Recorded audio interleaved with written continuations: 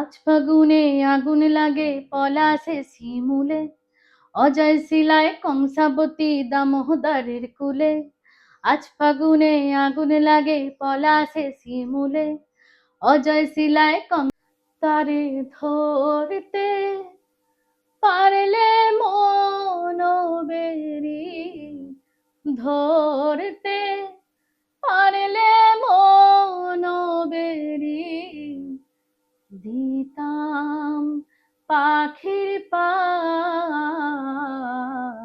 কেমনে আসে যায়।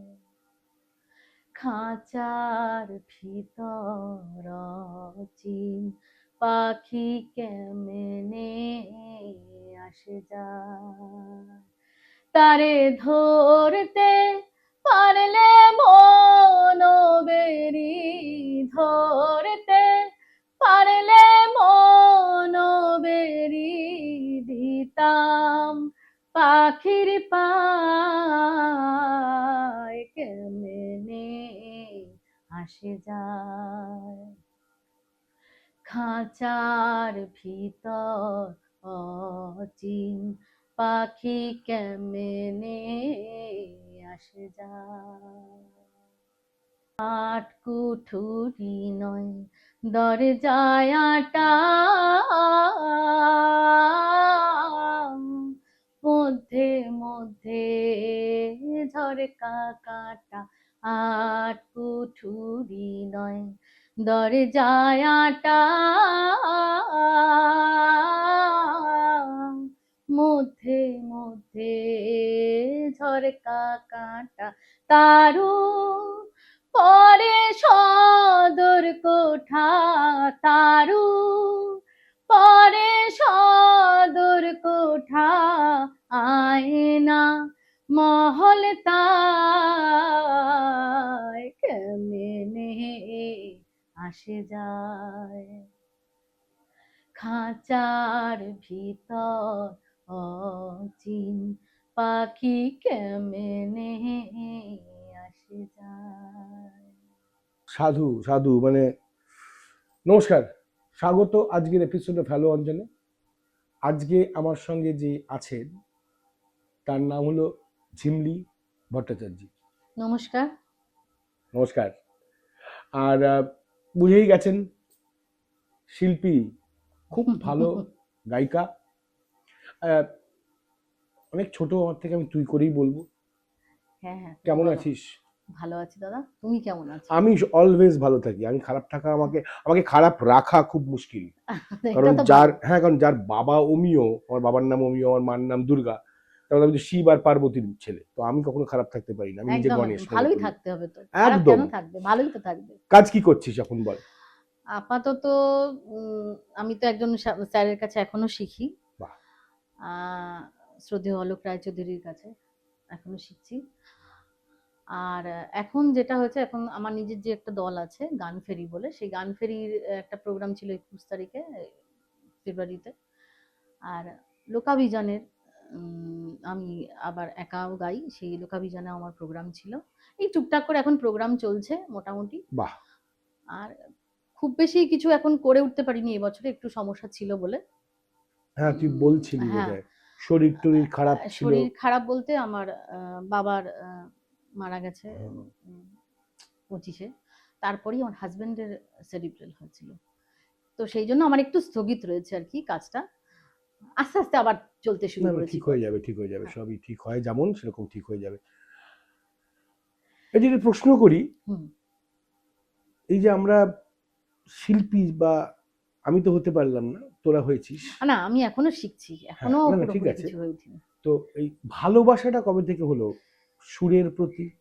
একদম ছোটবেলা থেকে, মানে আমার বাড়িতে প্রত্যেকেই তাদের গলায় সুর রয়েছে। আমার মা নিজে রবীন্দ্রসঙ্গীত শিখতেন, চিন্ময় চট্টোপাধ্যায়ের কাছে উনি রবীন্দ্রসঙ্গীত করেছেন। বাবারও সুর ছিল, জেঠুর ছিল, আমরা সবাই, আমরা জয়েন্ট ফ্যামিলি ছিল। আমার দাদু, ঠাকুমা, জেম্মা, দিদি, ভাই, সবার মানে অল্প বিস্তর করে সবার সুর ছিল। ভাই তো রীতিমতো বেশ ভালোই রেকর্ডিংও করেছে। বাহ। গিটার বাজায়, অনেক কিছু বাজাতে পারে আমার ভাই। তো ওই মানে সব বাড়ির পরিবেশটাতেই পুরো গান বাজনার পরিবেশ ছিল। আস্তে আস্তে ওটার মধ্যে থেকে ভালোবাসা তৈরি হয়, ছোট থেকে রবীন্দ্রসঙ্গীত নিয়ে বড় হওয়া। তারপরে পরবর্তীকালে আমি অন্যান্য গান করেছি, বাংলা সঙ্গীত করেছি, মানে আমার বেঙ্গল মিউজিক কলেজেও আমি শিখেছি। তারপরে বিয়ে হয়, বিয়ে হওয়ার পরে আবার নতুন করে আমার হাজবেন্ডও খুব গান পছন্দ করে, বাহ যার বাহ ফলে বাহ বাহ। সেখানে আবার নতুন করে গান শিখতে যাওয়া হয়েছে। রিসেন্টলি মারা গেছেন বিরূপ ঘটকদার কাছে আমি রবীন্দ্রসঙ্গীত শিখেছি। উনি চলে গেছেন, খুব বলতেন আমার কথা, যে দেখা হলে বলতেন যে ওকে কিন্তু ছাড়তে দিও না, মানে আমি শিখেছি কিন্তু আবার ছেড়ে যখন দিয়েছি তখন ওর সাথে দেখা হলে, রবীন্দ্র সদনে দেখা হতো, তখন বলতেন যে একদম ওকে যেন গান যেন না ছাড়েও। তো সেগুলো সব মনে পড়ে এখন, আজকে এখন এই সময় এসে, যে ওনারা বলতেন এই কথাগুলো। তারপরে আস্তে আস্তে ফোকের প্রতিও একটা ভালোবাসা ছিল, শুনতাম, এ করতাম। আস্তে আস্তে সেই সন্ধানে আবার আমি ডক্টর তপন রায়ের কাছে গিয়ে শিখি, শ্রদ্ধেয় ডক্টর তপন রায়ের কাছে। তো ওনার কাছেও শিখি, তো ওই সূত্রে আবার আমার হলো ওখানে আমি শিখতে শিখতে আমি মাদলে জয়েন করলাম, মাদল যে ফোক ব্যান্ড, সেখানেতে আমি জয়েন করলাম। তারপরে সেটাও আস্তে আস্তে যে কোনো কারণেই হোক ওখান থেকে কত বেরিয়ে বছর এসেছি। ছিলি? 14 থেকে ছিলাম, 18তে ছেড়ে দিয়েছি। আর তারপরে আমি রেডিওর পরীক্ষা দিই, প্রথম পরীক্ষাতেই বিয়ে হয়ে গেছিলাম। তারপরে পরের আবার যখন পরীক্ষা দিই আপগ্রেডেশনের জন্য, তখন সেখানে বিয়ে হয়েছে। এখনো বাকি আছে, আমার ইচ্ছা আছে যাতে আমি আস্তে আস্তে আরো যদি দিতে পারি তাহলে দেবো। তারপরে উপরওয়ালার ইচ্ছা, যদি আমাকে নিয়ে যেতে ইচ্ছা হয়। না, শুধু উপরওয়ালার ইচ্ছে আর প্লাস তোর আমার পরিশ্রম। পরিশ্রম, একদম একদম একদম। আমার পরিশ্রম ছাড়া আর তো তুই কোনো বড় কিছু ভালো হয় না। গাইলি, গানটা আমার বেশ ছুঁয়ে গেল। বাহ। আর শোজ করিস? হ্যাঁ, শোজ করি। মানে 25-এর আগেই ছিল প্রোগ্রাম, কিন্তু 25-এর আমার বললাম যে এই বললি কারণের তো ওই জন্য, সমস্যাগুলোর জন্য। সমস্যার জন্য আর হলো না। এখন টুকটাক যেগুলো আসছে সেগুলো করছি অল্প বিস্তর। তো আস্তে আস্তে আরো আসবে। না, এককও করিস? এককও করি, আবার দলেও দলও করি। করিস? আবার দল ছাড়াও আবার আমি একজনের সাথে করি, রফিকুল ইসলাম বলে একজন আছেন, ওর সাথে আমরা ডুয়েটও করি। বাহ। তো তোদের দলের নামটা আরেকবার যদি দর্শকের জন্য বলিস। হ্যাঁ, গান ফেরি হচ্ছে আমার দলের নাম।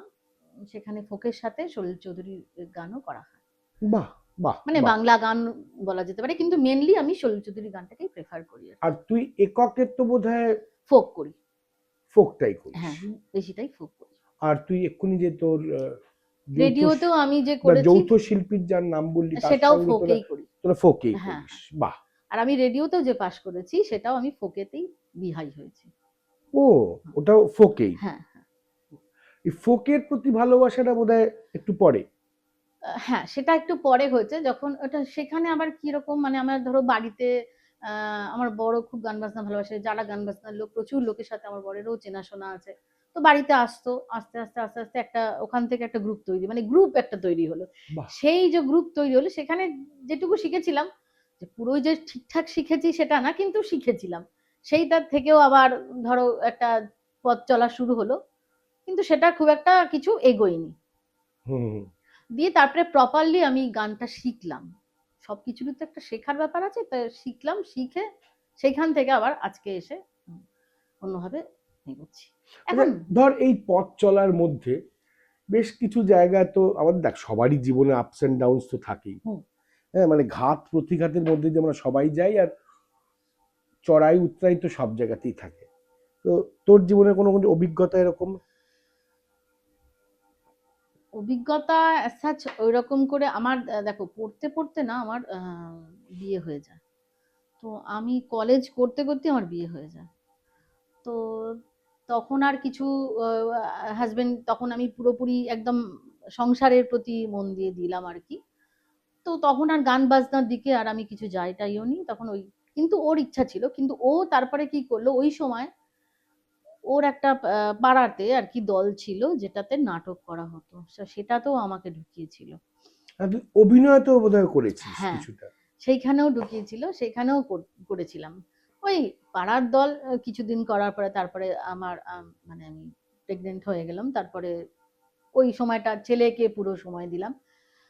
লাস্টে গিয়ে, মাঝখানে গিয়ে যখন 2014-তে গিয়ে আলটিমেটলি আমি ফোক শিখতে ঢুকলাম, তখন থেকে আবার একদম কন্টিনিউ করলাম আর কি। মাঝখানে আমার একটু বন্ধ ছিল না, ছেলের ইয়েটা। ফোকটা কি ছোটবেলা থেকেই ভালো লাগতো?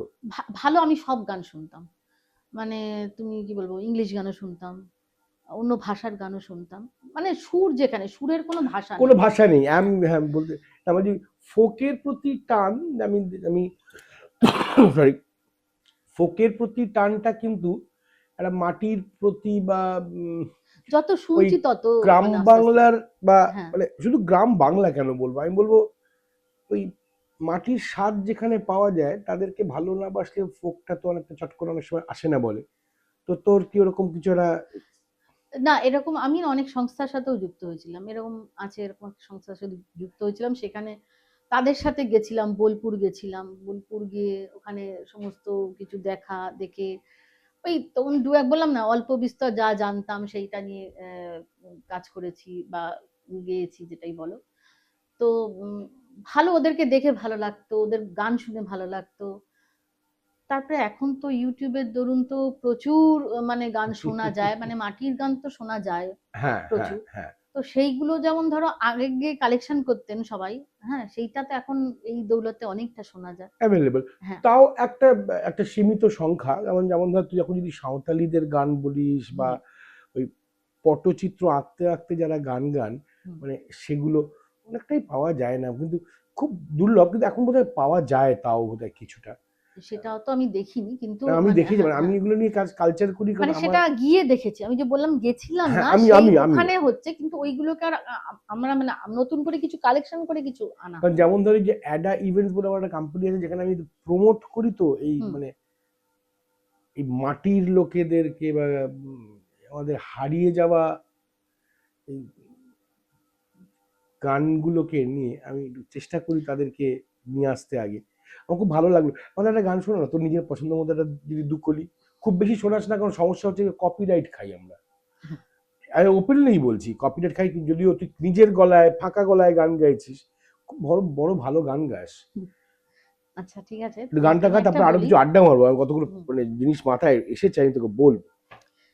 এই গানটা তোমাকে, এটা আমি একটু ইউটিউব থেকেই কিন্তু নিয়েছি, বাহ। কিন্তু মেনলি এই সুরটা কিন্তু শচীন দেব বর্মনেরই সুর। ও। আহ, হ্যাঁ, সেখান থেকে মডিফাই করে যে করেছে আর কি, সেটা আমার ভালো লেগেছে, খারাপ কিছু লাগেনি। Very good. হ্যাঁ, তো সেইটাকে আমি ওর মতো করে, মানে ও খুব স্লোলি ব্যাপারটাকে করেছে, আমি অতটা স্লো করি না, তার থেকে একটু আবার করে টেম্পোটাকে তুলেছিস। টেম্পোটাকে তুলে নিয়েছি। Very good. চল শুনি।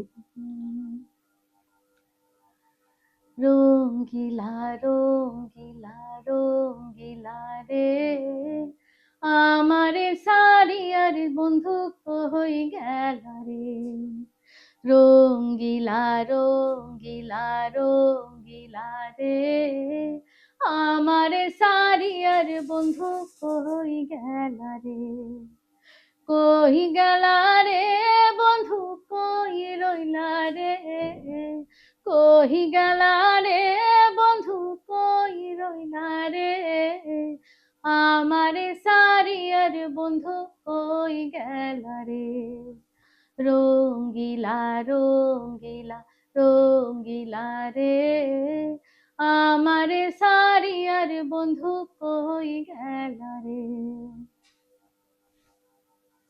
এইটুকুই রাখি, আচ্ছা। বেশি বলিস না আবার।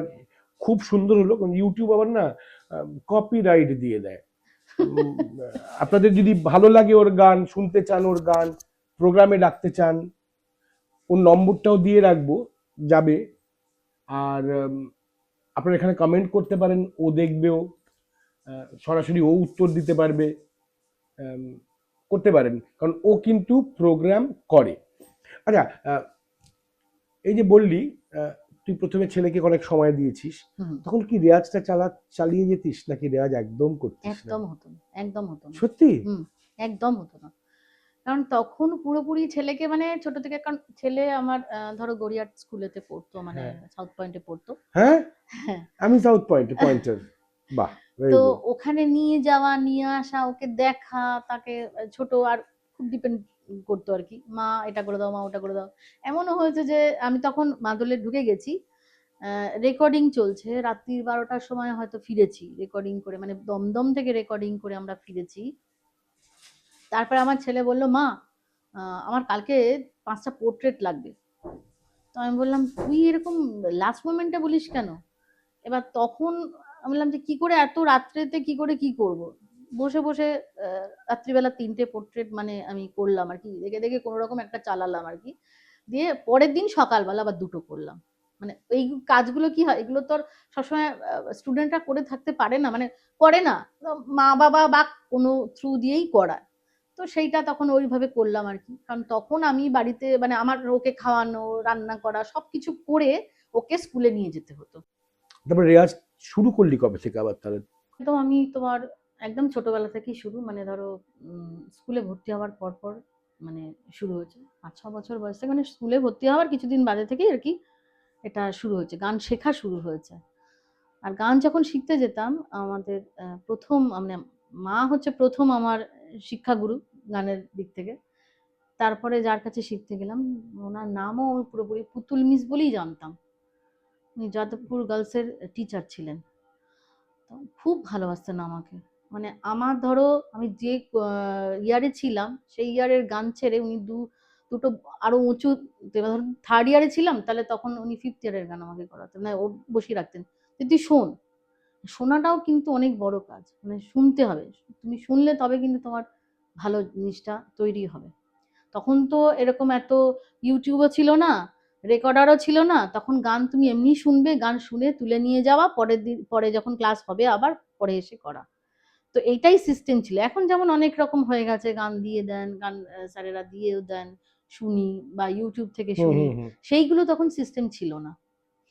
তো তারপরে বিয়ে হলো বললি, বিয়ে গান ছাড়লি, তারপরে আবার কিভাবে হলো আবার রেওয়াজটা শুরু? বিয়ের পরে তো গান ধরো শুরু করেছিলাম, তারপরে আবার ছাড়লাম।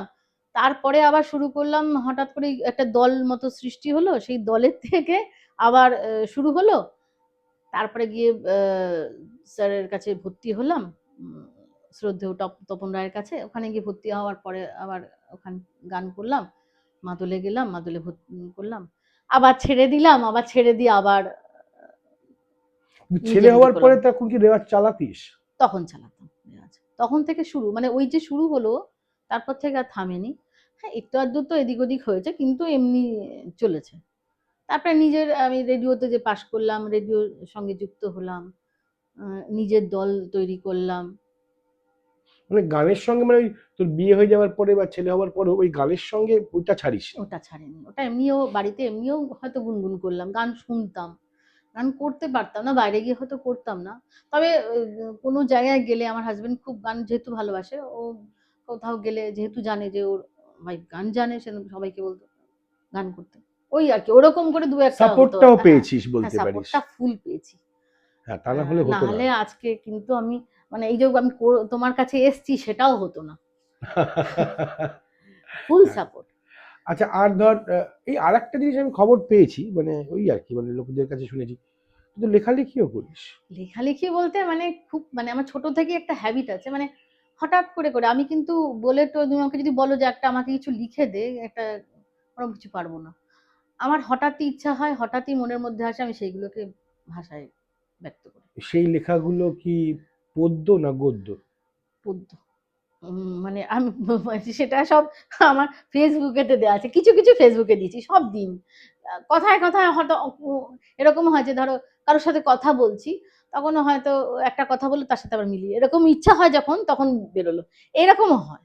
কিন্তু সেটা কোনো মানে লেখালেখি সেই অর্থে অত কিছু না, মানে জাস্ট অল্প ভালো লাগলো, কিছু একটা মনে হলো, আহ, বা কখনো কারোর কাছ থেকে আঘাত পেলাম, সেটাতেও আমার লেখা বেরোয়।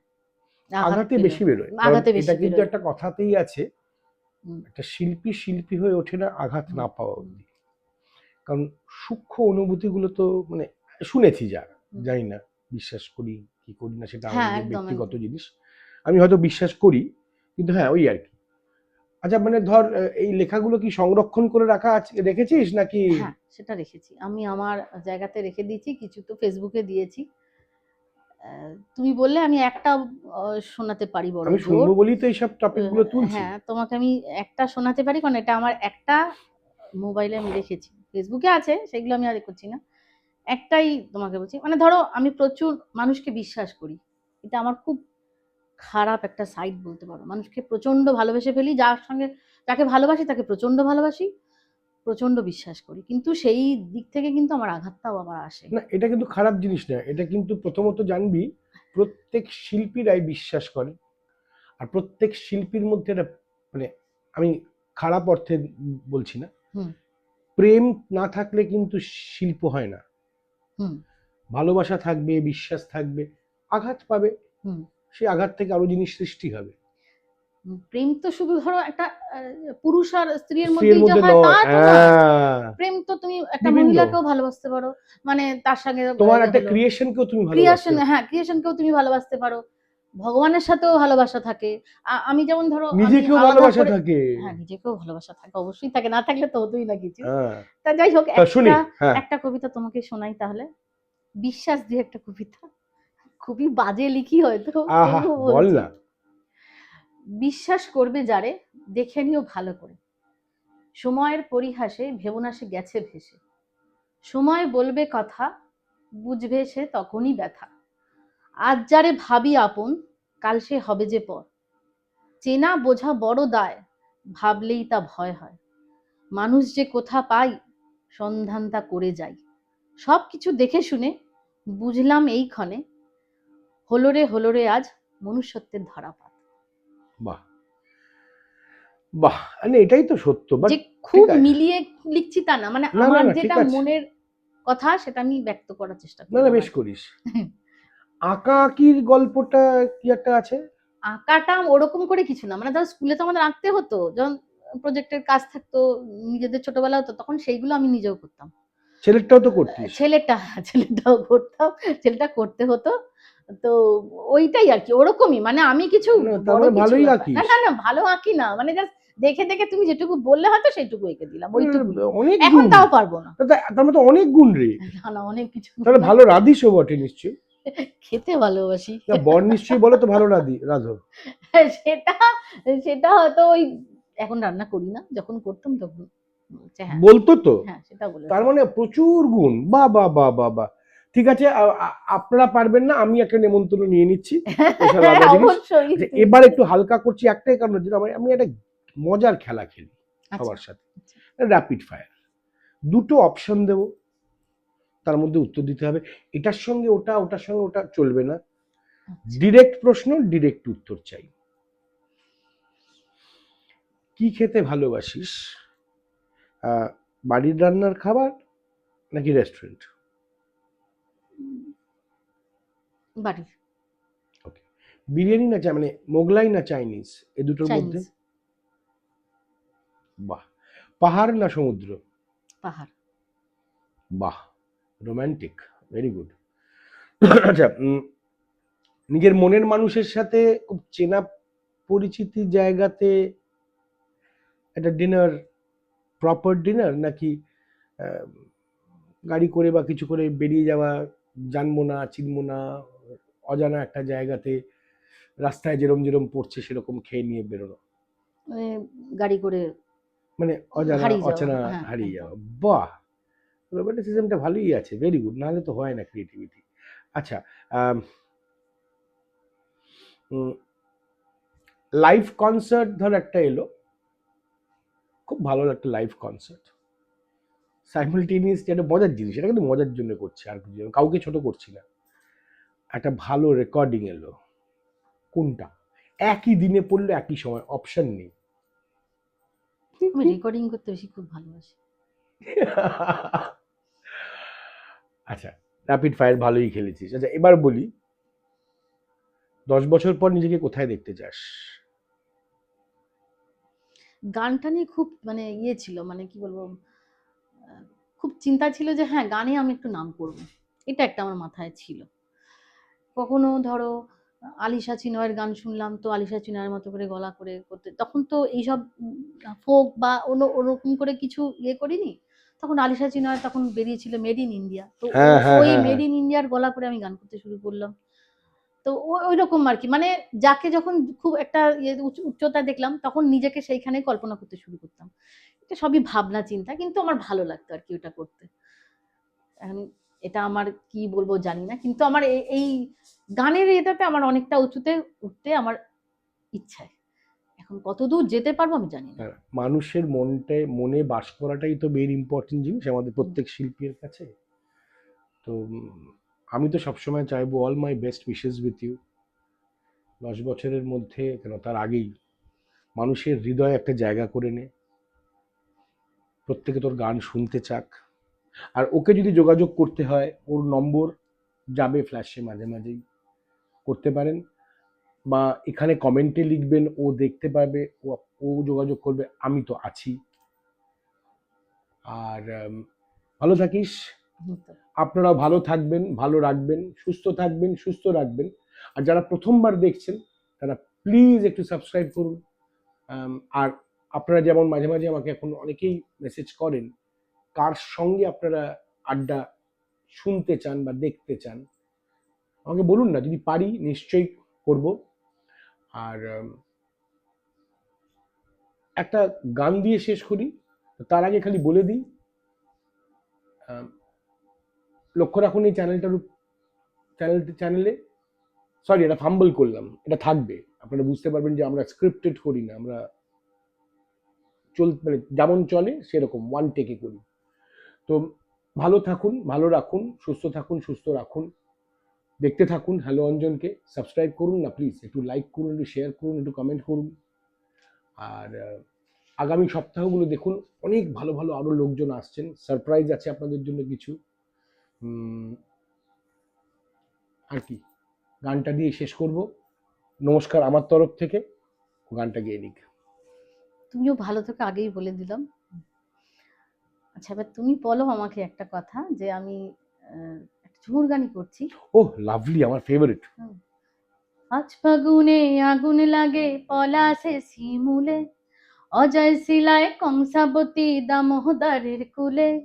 আজ ফাগুনে আগুন লাগে পলাশে শিমুলে, অজয় শিলায় কংসাবতী দামোদরের কুলে। দ্রিম দিদি দিম দ্রিম দিদি দিম ধামসা মাদল বলে, দ্রিম দিদি দিম দ্রিম দিদি দিম ধামসা মাদল বলে। দেখবি রে চল্লাচ্ছে সবাই ঝুমুর গানের তালে, একো দিনা উড়ি চলি যাব দরা হারে হায়, সুন্দর কায়া মাটিতে মিল যাব দয়া হারে হায়। একো দিনা উড়ি চলি যাব দয়া হারে হায়, সুন্দর কায়া মাটিতে মিল যাব দয়া হারে হায়। একো দিনা উড়ি চলি যাব দয়া হারে হায়, সুন্দর কায়া মাটিতে মিল যাব দয়া হারে হায়।